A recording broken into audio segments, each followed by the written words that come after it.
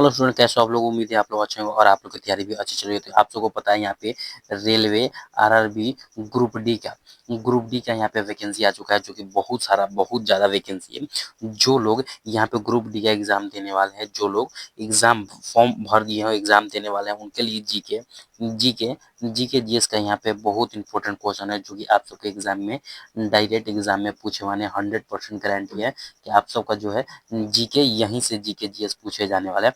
अगर आप हमारे चैनल से यहाँ पे जीके जीएस को यहाँ पे अटेंड करते हैं, क्लास लेते हैं, तो मैं आप सबको 100% गारंटी देता हूँ कि आप सबका यहाँ पे जो है जीके जीएस इससे बाहर नहीं आने वाला है। तो चलिए यहाँ पे क्लास को शुरू करते हैं। तो जो लोग पहली बार आए होंगे, पहली क्लास यहाँ पे हमारा जो है फर्स्ट क्लास है, सेट नंबर 1 है, सेट यहाँ पे 1 है, पहली क्लास है, क्योंकि आप सबको पता है कि जीडी का यहाँ पे एग्जाम शुरू होने वाला है। ठीक है, तो यहाँ पे सेट 1 है। तो जो लोग पहली बार आए होंगे, तो पहले तो इस चैनल को सब्सक्राइब कर लेंगे, वीडियो को लाइक कर लेंगे, जो भी क्लास हो यहाँ पे लाइक कर लेंगे और शेयर कर देंगे अपने सारे ग्रुप में, ताकि और भी स्टूडेंट यहाँ पे जुड़ सके। और इतना इंपॉर्टेंट आपको जीके जीएस कोई भी नहीं कराएगा, जो जीके मैं आप सबको कराता हूँ, कोई भी जीके जीएस ये आप सबको नहीं कराएगा, ये मैं आप सबको 100% बता देता हूँ। और ये आप सबको एग्जाम में पूछे जाने वाले क्वेश्चन है। ठीक है, तो चलिए रेलवे का देखिए, ये देखिए जो क्वेश्चन मैं यहाँ पे आप सबको करा रहा हूँ, रेलवे का कोई सा भी एग्जाम हो उसके लिए आप यहाँ पे तैयारी कर सकते हैं, ना कि ग्रुप डी के लिए। ठीक है, तो चलिए फर्स्ट क्वेश्चन में यहाँ पे हमारा आता है कि कागज का भारत में आगमन किस सदी में हुआ। यहाँ पे कागज पे जिस पे हम लोग लिखते हैं, ठीक है, पेन पेपर जो होता है, इसका आविष्कार जो हुआ है, जो भारत में आगमन जो हुआ है, किस सदी में हुआ है, ये पूछा गया है। ठीक है, फर्स्ट ऑप्शन में दिया हुआ है 11वीं सदी में, या फिर 12वीं में, या फिर 13वीं सदी में, या फिर हो जाएगा 14वीं सदी में। कौन सी सदी में कागज का भारत में आगमन हुआ, ये पूछा गया। और ये देखते चलेंगे, अगर जो मैं यहाँ पे क्वेश्चन आप सबके लिए सामने लेकर आ रहा हूँ, जो क्वेश्चन लेकर आ रहा हूँ, अगर आप सबको आंसर पता हो तो आप क्या करेंगे, कमेंट में आंसर देते हुए ही चलेंगे। ये आप सबको ध्यान देना होगा कि अगर आपको आंसर पता है तो आप लोग आंसर करते हुए चलेंगे। ठीक है, क्योंकि ये जो क्वेश्चन मैं आपको करा रहा हूँ, ये देखिए प्रीवियस क्वेश्चन भी है और यहाँ पे जो संभावित क्वेश्चन भी हो सकता है, जैसे कि लगता है कि क्वेश्चन आ सकता है, वो भी क्वेश्चन है। रेलवे का कोई सा भी एग्जाम हो, आप यहाँ से तैयारी कर सकते हैं हमारे क्लास से। ठीक है, तो चलिए यहाँ पे हमारा जो पूछा गया है, यहाँ पे हमारा कागज का भारत में आगमन किस सदी में हुआ है, तो यहाँ पे हमारा राइट आंसर क्या हो जाएगा कि भारत में कागज का आगमन जो हुआ है 13वीं सदी में हुआ था। कब हुआ था, 13वीं सदी में। यहाँ पे राइट आंसर क्या हो जाएगा, right answer C right answer हो जाएगा। ये बहुत बहुत इंपॉर्टेंट क्वेश्चन है, ये आप सबको ध्यान रखना होगा। ठीक है, चलिए अब दूसरे नंबर में यहाँ पे हम आते हैं। दूसरे नंबर में यहाँ पे हमारा आता है कि लखनऊ से पहले अवध की राजधानी कहाँ पे थी। यहाँ पे पूछा गया अवध की राजधानी पूछा है कि अवध की राजधानी कहाँ थी, ये पूछा गया है कि अवध की राजधानी कहाँ पे थी, कहाँ से पहले, लखनऊ से पहले पूछा गया है कि लखनऊ से पहले अवध की राजधानी कहाँ पे थी। ठीक है, फर्स्ट ऑप्शन में दिया होगा कि कन्नौज में, या फिर हो जाएगा फैजाबाद में, या फिर हो जाएगा मथुरा में, या फिर हो जाएगा पेशावर में। तो यहाँ पे हमारा राइट आंसर क्या हो जाएगा कि लखनऊ से पहले अवध की राजधानी कहाँ पे थी। तो राइट आंसर क्या हो जाएगा, राइट आंसर यहाँ पे हमारा हो जाएगा कि फैजाबाद में। कहाँ पे थी,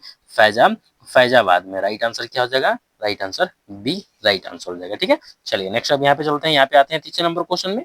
तीसरे नंबर क्वेश्चन में यहाँ पे हमारा पूछा गया कि प्रथम भक्ति आंदोलन का आयोजन किसने किया था। यहाँ पे पूछा गया है कि प्रथम भक्ति आंदोलन, ठीक है, प्रथम भक्ति आंदोलन का आयोजन पूछा गया है, का आयोजन आयोजन किसने किया था, ये पूछा गया। ठीक है, फर्स्ट ऑप्शन में क्या दिया हो, फर्स्ट ऑप्शन में दिया हो कि शंकराचार्य ने, या फिर हो जाएगा नागार्जुन ने, या फिर हो जाएगा रामानुजाचार्य ने, या फिर हो जाएगा इनमें से कोई नहीं। तो हमसे क्या पूछा गया, प्रथम भक्ति आंदोलन का जो कि आयोजन जो हुआ था, ये किसने किया था, ये पूछा गया। प्रथम जो है भक्ति आंदोलन का आयोजन किसने किया था। तो यहाँ पे हमारा राइट आंसर क्या हो जाएगा, राइट आंसर यहाँ पे हो जाएगा रामानुजाचार्य। ठीक है, रामानुजाचार्य यहाँ पे राइट आंसर क्या हो जाएगा, राइट आंसर यहाँ पे जो हो जाएगा हमारा सी राइट आंसर होगा। बहुत बहुत इंपॉर्टेंट क्वेश्चन है, आप सबको स्टार लगा के नोट कर लीजिएगा, क्योंकि रेलवे का ये सारे एग्जाम में काम आने वाले क्वेश्चन है। ठीक है, इसको आप नोट भी कर सकते हैं। ठीक है, फर्स्ट क्वेश्चन में यहाँ पे फोर्थ नंबर क्वेश्चन में यहाँ पे हमारा आता है कि संविधान के अनुसार राष्ट्रीय आपातकाल कब लागू किया जा सकता है। ये पूछा गया है कि संविधान के अनुसार पूछा गया है। ठीक है, राष्ट्रीय आपात पूछा गया है। ठीक है, राष्ट्रीय आपातकाल, यहाँ पे राष्ट्रीय आपातकाल कब तक लागू रह सकता है, ये पूछा गया है कि जो संविधान के अनुसार राष्ट्रीय आपातकाल कब तक लागू रह सकता है, ये पूछा गया है। ठीक है, पहला ऑप्शन में है कि 6 माह तक, या फिर हो जाएगा 2 साल तक, या फिर हो जाएगा 3 साल या फिर हो जाएगा अनिश्चित काल तक। ठीक है, तो राष्ट्रीय आपातकाल, जैसे कि देश में राष्ट्रीय आपातकाल कब कितने दिन तक रह सकता है, इस टाइप से भी क्वेश्चन आपसे पूछा जा सकता है। तो यहाँ पे हमारा राइट आंसर क्या हो जाएगा, राइट आंसर जो हो जाएगा ना, यहाँ पे हमारा राइट आंसर यहाँ पे अनिश्चित काल के लिए लगाया जाता है, मतलब रह सकता है, ये बताया हो जाएगा। ठीक है, लेकिन अब ये पूछा जा सकता है कि यहाँ पे जो कि यहाँ पे राष्ट्रीय आपातकाल किस अनुच्छेद के अनुसार लगाया जाता है, तो यहाँ पे आप लोग को क्या हो जाएगा, अनुच्छेद जो हो जाएगा, किस अनुच्छेद के तहत, यहाँ पे हो जाएगा आप लोग को 352 अनुच्छेद के तहत जो है राष्ट्रीय आपातकाल लगाया जा सकता है। यहाँ पे राइट आंसर क्या हो जाएगा, डी राइट आंसर हो जाएगा, जो कि अनिश्चित काल के लिए भी लगाया जा सकता है। Right answer D right answer हो जाएगा। ठीक है, चलिए नेक्स्ट अब यहाँ पे चलते हैं। यहाँ पे हम आते हैं 5वें नंबर क्वेश्चन में। 5वें नंबर क्वेश्चन में यहाँ पे पूछा गया कि सामाजिक सुरक्षा किस सूची में शामिल है, ये पूछा गया, शामिल है। ठीक है, क्या चीज, सामाजिक, ठीक है, सामाजिक सुरक्षा जो है किस सूची में शामिल है, ये पूछा गया है। और ऑप्शन में हमारा क्या दिया हुआ, फर्स्ट ऑप्शन में दिया हुआ है संघ सूची में, या फिर राज्य सूची, या फिर समवर्ती, या फिर हो जाएगा इनमें से कोई नहीं। तो यहाँ पे हमसे क्या पूछा गया कि सामाजिक सुरक्षा जो है, सामाजिक सुरक्षा किस सूची में शामिल है, ये पूछा गया है। तो यहाँ पे हमारा राइट आंसर क्या हो जाएगा, राइट आंसर जो हो जाएगा, यहाँ पे हमारा सामाजिक सुरक्षा किस में शामिल है, तो राइट आंसर यहाँ पे हो जाएगा समवर्ती सूची में शामिल है। राइट आंसर क्या हो जाएगा, right answer C right answer हो जाएगा कि समवर्ती, जो कि समवर्ती सूची में सामाजिक सुरक्षा शामिल है। राइट आंसर यहाँ पे हमारा जो हो जाएगा सी राइट आंसर हो जाएगा। नेक्स्ट अब यहाँ पे चलते हैं 6ठे नंबर क्वेश्चन में। 6ठे नंबर क्वेश्चन यहाँ पे हमारा पूछा गया है कि मंदिर निर्माण, ठीक है, मंदिर निर्माण कला में जो कि विमान शैली प्रचलन किसके शासन काल में हुआ था। यहाँ पे ये पूछा गया कि विमान शैली, ठीक है, विमान शैली प्रचलन किसके शासन काल में शुरू हुआ, मंदिर निर्माण में होता है। ठीक है, मंदिर निर्माण में होता है विमान शैली। ठीक है, उसके बाद यहाँ पे ऑप्शन में क्या दिया हुआ, फर्स्ट ऑप्शन में दिया हुआ कि गुप्त वंश में, या फिर हो जाएगा कि गुर्जर प्रतिहार वंश में, या फिर हो जाएगा सातवाहन वंश में, या फिर हो जाएगा चोल वंश में। तो किसके शासन काल में जो है कि विमान शैली प्रचलन किया गया मंदिर निर्माण में। ठीक है, तो यहाँ पे हमारा राइट आंसर क्या हो जाएगा, राइट आंसर जो जाएगा यहाँ पे हमारा डी राइट आंसर हो जाएगा, चोल वंश में यहाँ पे शुरू हुआ था यहाँ पे विमान शैली मंदिर कला। ठीक है, राइट आंसर यहाँ पे हमारा क्या हो जाएगा, राइट आंसर जो जाएगा यहाँ पे हमारा डी राइट आंसर हो जाएगा।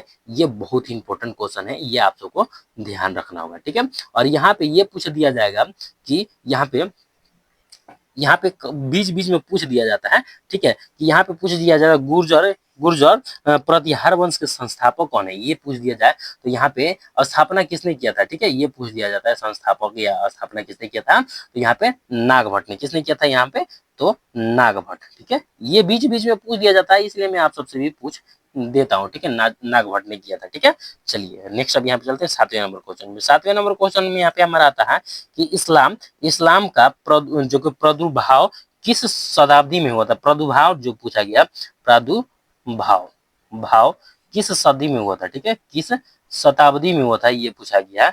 और ऑप्शन में क्या दिया हो, फर्स्ट ऑप्शन दिया गया 6वीं में, या फिर 7वीं में, या फिर हो जाएगा 8वीं में, या फिर 9वीं में। तो क्या पूछा, इस्लाम का। ठीक है, इस्लाम का प्रादुर्भाव किस सदी में हुआ था, ये पूछा गया। तो हुआ, तो यहाँ पे हमारा राइट आंसर क्या हो जाएगा, इस्लाम का प्रादुर्भाव जो हुआ था ना, किस सदी में हुआ था, तो 7वीं सदी में हुआ था। तो यहाँ पे राइट आंसर क्या हो जाएगा, बी राइट आंसर हो जाएगा। ठीक है, तो चलिए नेक्स्ट अब यहाँ पे चलते हैं। यहाँ पे हम आते हैं 8वें नंबर क्वेश्चन में।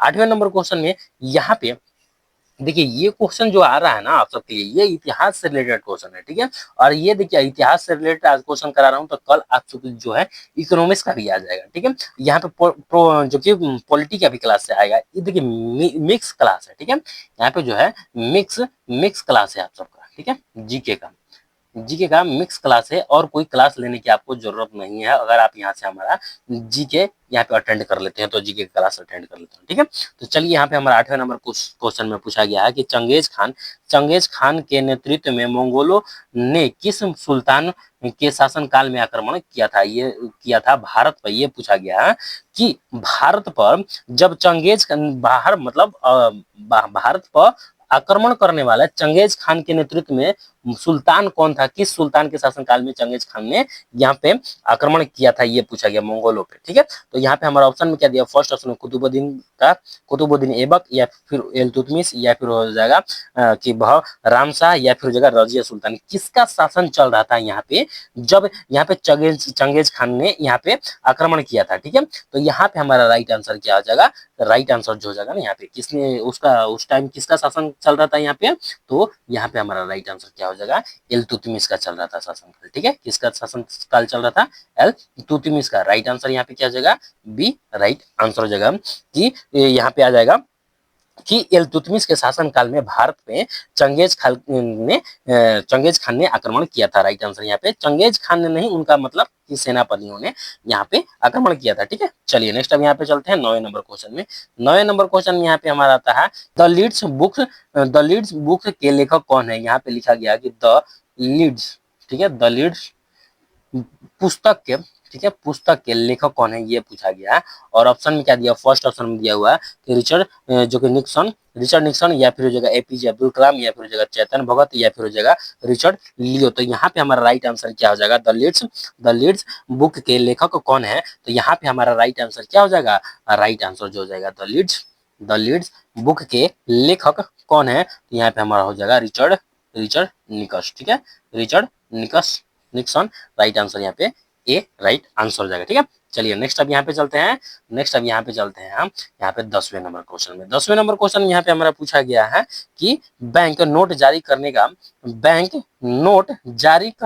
वाला प्रथम देश कौन है। यहाँ पे पूछा गया है कि बैंक नोट जारी करने वाला, ठीक है, जारी करने वाला प्रथम देश कौन सा है, ये पूछा गया। प्रथम देश कौन सा है जिसने बैंक नोट जारी किया था। तो फर्स्ट ऑप्शन में स्विट्जरलैंड, या फिर जगह अमेरिका, या फिर जगह चीन, या फिर जगह स्वीडन। तो सबसे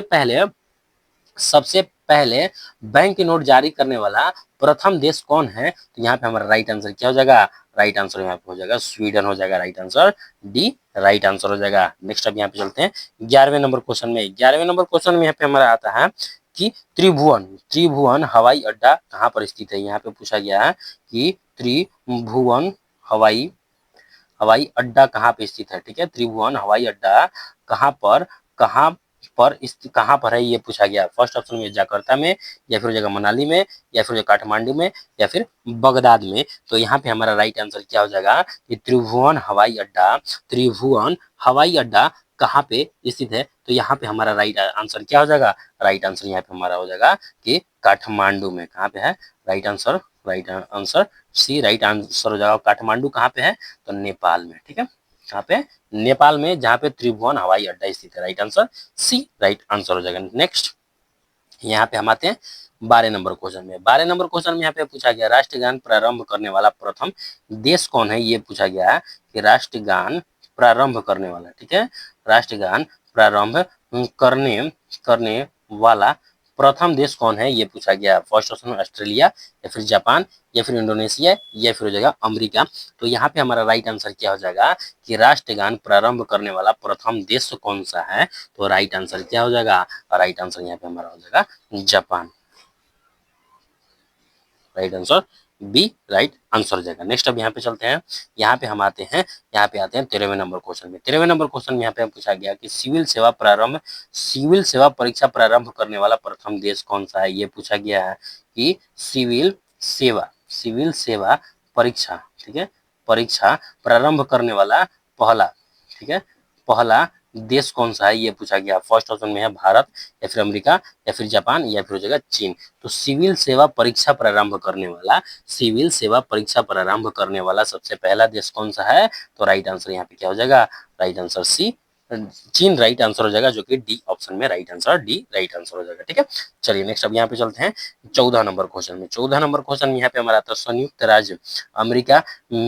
संयुक्त राष्ट्र अमेरिका के प्रथम उपराष्ट्रपति पूछा गया है कि यहाँ अमेरिका के, ठीक है, अमेरिका के प्रथम, ठीक है, प्रथम उपराष्ट्रपति कौन थे, ये पूछा गया। यहाँ पे यूएसए का, ठीक है, यूएसए का प्रथम प्रथम उपराष्ट्रपति कौन थे ये पूछा गया। फर्स्ट ऑप्शन में दिया होगा जॉन जॉन एड्स। उसके बाद सेकंड नंबर में यहाँ पे विलियम कैरी या फिर हो जाएगा जॉर्ज बुश बुश या फिर हो जाएगा कि जो कि क्यूटन क्यूटन। ठीक है, तो यहाँ पे हमारा राइट आंसर क्या हो जाएगा कि संयुक्त राष्ट्र अमेरिका का प्रथम उपराष्ट्रपति कौन थे। तो यहाँ पे हमारा हो जाएगा जॉन एडम्स। ठीक है, एडम्स राइट आंसर यहाँ पे क्या हो जाएगा, राइट आंसर ये राइट आंसर हो जाएगा, जो कि यूएसए के प्रथम उपराष्ट्रपति थे। राइट आंसर ये राइट आंसर हो जाएगा। नेक्स्ट अब यहाँ पे चलते हैं, यहाँ पे हम आते हैं 15 नंबर क्वेश्चन में। 15 नंबर क्वेश्चन में यहाँ पे हमारा आता है अशोक ने अपने किस लघु लघु शिलालेख में अपना नाम अशोक अंकित किया था। किया मतलब ये पूछा गया है कि किस, यहाँ पे लघु पूछा गया, लघु शिलालेख में। ठीक है, लघु शिला लेख में अपना नाम अशोक बताया किसने, अशोक ने। ठीक है, अशोक अशोक अंकित कराया, ये पूछा गया कि अशोक अंकित अंकित कराया था, ये पूछा गया। फर्स्ट ऑप्शन दिया हो कि मॉस्की में, जो कि मॉस्की या फिर जगह गुर्जरा या फिर ए और बी दोनों या फिर जगह इनमें से कोई नहीं। तो अशोक ने किस लघु शिलालेख में अपना नाम अशोक अंकित करवाया था, ये पूछा गया है। तो यहाँ पे हमारा राइट आंसर क्या हो जाएगा, राइट आंसर जो हो जाएगा, राइट आंसर क्या हो जाएगा, राइट आंसर यहाँ पे हमारा सी राइट आंसर हो जाएगा। ए और बी दोनों मॉस्की और गुर्जरा में दोनों शिलालेखों में, दोनों लघु शिलालेखों में अपना नाम अंकित करवाया था, जिसमें अशोक नाम लिखवाया था। ठीक है, तो यहाँ पे कभी आपसे ये पूछा गया कि मॉस्की मॉस्की शिलालेख कहाँ पे है, तो ये आपको कहाँ पे पड़ेगा, आंध्र प्रदेश में। ठीक है, कहाँ पे, आंध्र प्रदेश में। ये आप सबको ध्यान रखना होगा, आंध्र प्रदेश में। और यहाँ से ये पूछ दिया जाएगा कि गुर्जरा कहाँ पे शिलालेख है, तो गुर्जरा जो है मध्य प्रदेश में। कहाँ पे है, मध्य प्रदेश में। ये आप सबको ध्यान रखना होगा, बहुत बहुत इंपॉर्टेंट क्वेश्चन हो जाता है। ठीक है, चलिए नेक्स्ट अब यहाँ पे चलते हैं।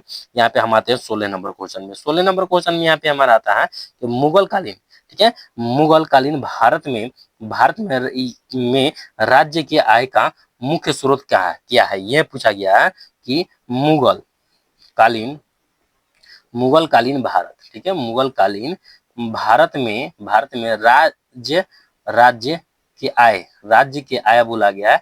मुख्य स्रोत क्या है, राज्य के आय का मुख्य स्रोत क्या है, जो कि मुगल कालीन भारत में। ठीक है, फर्स्ट ऑप्शन में कृषि या फिर हो जाएगा पशुपालन या फिर हो जाएगा लूटपाट या फिर हो जाएगा जो कि भू राजस्व। ठीक है, तो यहाँ पे राज्य का आय का मुख्य स्रोत पूछा गया है। ठीक है, तो यहाँ पे हमारा राइट आंसर क्या हो जाएगा कि राज्य का मुख्य मुख्य आय का स्रोत क्या था। तो यहाँ पे हमारा राइट आंसर क्या हो जाएगा, राइट आंसर यहाँ पे हो जाएगा भू राजस्व। ठीक है, क्या था, राजस्व, भू राजस्व था, राज्य का आय का स्रोत था। ठीक है, राइट आंसर क्या हो जाएगा, right answer D right answer हो जाएगा। नेक्स्ट अब यहाँ पे चलते हैं, यहाँ पे हम आते हैं 17 नंबर क्वेश्चन में। 17 नंबर क्वेश्चन में यहाँ पे हमारा आता है कि औरंगजेब द्वारा चलाया गया जिदाह, ठीक है, जिहाद का क्या अर्थ है। यहाँ पे पूछा गया है कि जिहाद का क्या अर्थ है, ये पूछा गया, जिहाद का क्या अर्थ है, किसके द्वारा चलाया गया था, तो औरंगजेब द्वारा। किसके द्वारा,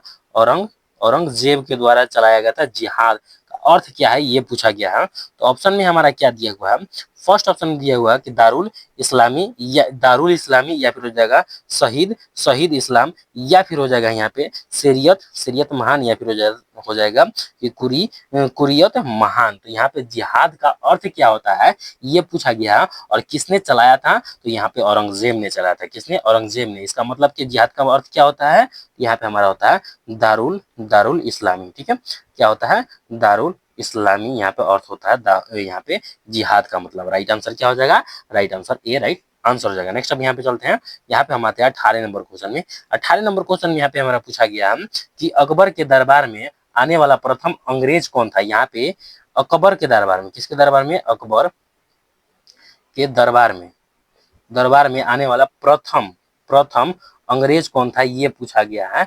और ऑप्शन में क्या दिया, फर्स्ट ऑप्शन में रॉबर्ट क्लाइव या फिर हो जाएगा कैप्टन हॉकिंग्स या फिर हो जाएगा कि जो कि राल्फ चीफ या फिर हो जाएगा मुंडो। तो अकबर के दरबार में आने वाला प्रथम अंग्रेज कौन था, ये पूछा गया है। तो यहाँ पे हमारा राइट आंसर क्या हो जाएगा कि अकबर के दरबार में आने वाला प्रथम अंग्रेज कौन था, तो यहाँ पे हो जाएगा राल्फ राल्फ चीफ था। ठीक है, Ralph chief peach. Right answer क्या हो जाएगा, राइट आंसर यहाँ पे right answer C right answer का पीच नहीं होता है, फीच होता है। ठीक है, फीच होता है। ठीक है, यहाँ पे थोड़ा सही कर लेंगे, फीच होता है। Right answer C right answer हो जाएगा। नेक्स्ट अब यहाँ पे चलते हैं, यहाँ पे आते हैं 19 नंबर क्वेश्चन में।